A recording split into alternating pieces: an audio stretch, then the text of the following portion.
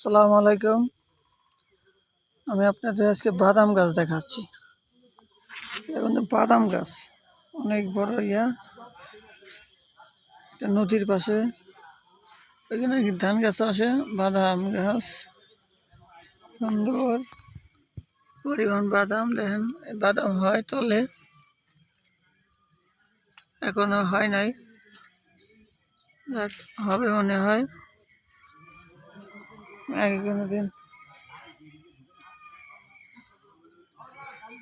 এই যে বাদাম গাছ, সুন্দর পরিবেশ। ময়মনসিংহ ঘুরতে আসছিলাম, তিশা দিক ঘুরতে এসে দেখলাম এত সুন্দর পরিবেশ, অসাধারণ, আসলে অসাধারণ পরিবেশ মধ্যে হয়ে গেছে।